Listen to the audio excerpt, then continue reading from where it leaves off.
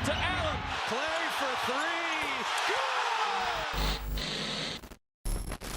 Good! The one thing that the Utah Jazz need more than anything else is, well, it's time. Time to allow for the development of the young Donovan Mitchell into a true superstar. And they're in a fortunate position with time on their side, in that their other core building block of the team, and Rudy Gobert, is just 25 years old, giving Mitchell the opportunity to grow and still find himself next to a productive star big man along the way. But even if they already had a fully developed Donovan Mitchell, fully mature, fully experienced version putting up superstar level numbers on a night-to-night basis, with today's Gobert, Favors, Rubio, Ingles, and the rest of that supporting cast, would that be enough to be a contender in this super team era?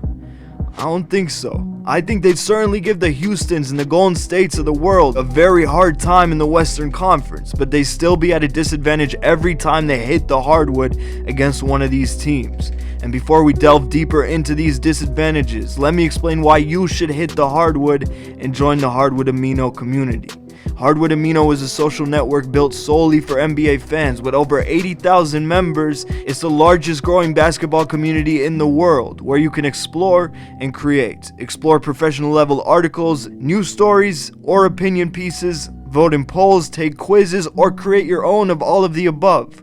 There are daily public chat rooms where you can debate and discuss current topics around the league, or start your own conversation about whatever topic you want to talk about. It's never been easier to get involved in NBA media. You can download Hardwood and become an NBA writer today, or grow your page with fun and interesting polls and quizzes instead. And you can find my page at Clay Allen, where I'll be posting polls to gauge your reactions on future video concepts. Matter of fact, there may be one about this very video to check out after watching. So big thanks to Amino for sponsoring this video, and let's get back into it. Now, the Utah Jazz have made me into a believer this season. It's not often you see a team lose their best player, and not just lose, but lose in free agency with no compensation, yet still not really take any step back. The Jazz won only 3 less games this season than last, and in the postseason they've actually upped their performance level.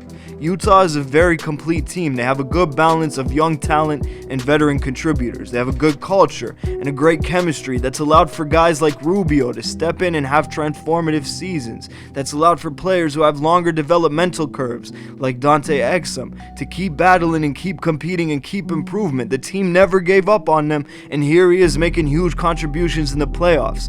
Exum, who with Rubio out was my pick for the Jazz's secret weapon before I opted to make that video about Toronto instead, he's been playing tough defense against one of the best scorers in the league, and this season's scoring champion at that, James Harden, who in Game 2 went 0 for 6 from the floor and scored only 2 points in his 22 possessions guarded by Exum. Overall, he's been their best defensive option against Harden. Offensively, Utah's only slightly above average, but defensively they're one of the best in the league. Their defensive rating is essentially tied for first this season, only 1 decimal point behind the Boston Celtics. They have a good mix of inside-out scoring, a balance between solid playmakers and shot creators. Basically, this team just screams balance in every area. Like I said, a very complete team, which allows them to create problems for a number of different contenders who play different styles of basketball. What they don't have is star power. Collectively, as a unit, they make a solid, well-balanced team. Ingles can create for others. He can shoot the 3. Gobert and Favors protect the rim. A multitude of guys can defend the perimeter. But when we talk about competing in the playoffs, what happens when their top scorer, who is, again, a rookie, has a bad offensive game? We saw that in Game 3. Mitchell scored only 2 points and the Rockets destroyed them. In Houston, one of either Chris Paul or James Harden is sure to pour in points or create for others on a very large scale. In Golden State, it's almost impossible that one of Steph, KD, or Clay doesn't go off and lift the team. In Boston, when healthy, it's Kyrie, it's Horford, it's even Brown and Tatum and Marcus Morris who can alternate having big offensive performances. In Utah, the only man you can really rely on to get his own, put up 20 plus a night, is Donovan Mitchell. And when he's off, the offense is really gonna struggle. Everything flows through him. And being a rookie, even moving forward into the next season or the next 2 seasons, he's still gonna be incredibly young and he's still growing. And if he's the only guy holding the offense together, teams are gonna find a way to shut him out. Even after he develops more moves, adds more threats to his arsenal, and continues to grow as a playmaker. Now, we talked earlier about time. time for growth and development. But it's more than just waiting around for Spider Mitchell to start spinning his own webs. You want to expedite the process as much as you can. You want the right pieces and the right system in place to help him grow in as many areas as possible and as quickly as possible. Utah has put the ball in his hands and gave him huge opportunities in his first year. He's turned those opportunities into multiple rookie scoring records in the playoffs, a 3-point rookie record in the regular season, and it's safe to say he's benefited greatly. But one aspect of Utah's system that hasn't allowed him to reach his full potential is pace. They play at a very slow pace, 25th in the league on the season. And given Mitchell's natural ability to score in transition and on quick shots before the defense is set, with his speed and his athleticism and great skills finishing above the rim, imagine how greatly his offensive production would skyrocket playing at a faster pace. Not that Mitchell can't slither and slice defenses up in the half court, but with more opportunities in transition, he'd be near unstoppable. In these 2018 playoffs, their pace has gone up drastically, which allowed Donovan Mitchell to really take over against OKC. Here's the thing with the Utah Jazz, they are tied with the Memphis Grizzlies for the least field goal attempts in the league.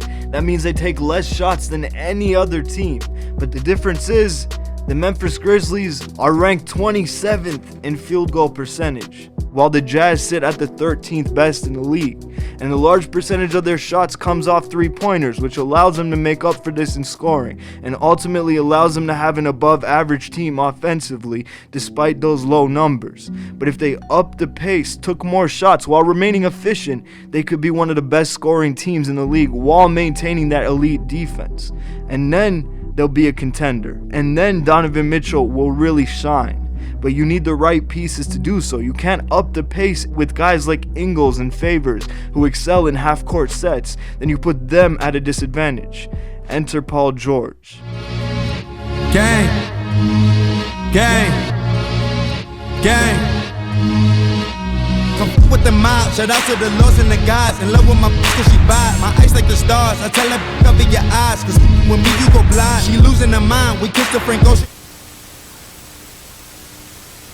Alright, that's all you get. I'll be dropping the rest of that edit on Instagram and Twitter in the next couple of days. You can find me there at Clay Allen TV. But Paul George is the answer, the final piece. Alongside Donovan Mitchell and Ricky Rubio, they'd make an absolute killing in transition. So if I'm Utah, I let Derek Favors walk and I go after Paul George full force in the offseason. Of course, it'd be hard to snag PG away from some of these other teams planning to recruit him, such as LA. But if LeBron goes to Houston or Philly, or any team not named the Lakers, then Utah very well may be George's best option after all.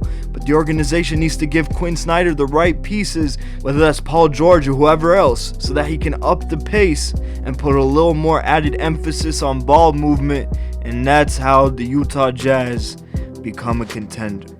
Alright, I hope y'all enjoyed the video. Like I said, this Paul George to Utah what if edit will be dropping exclusively on Instagram and Twitter at Clay Allen TV. And make sure you turn on post notifications, it helps the channel out greatly. With notifications on, whenever you log on to YouTube, you click that bell in the top right hand corner of the screen, you see, hey, there's a new upload I missed, and that's that. And as always, any thoughts, feelings, perspectives, leave them in the comment section down below. And that's it. I'll see you next time. Peace.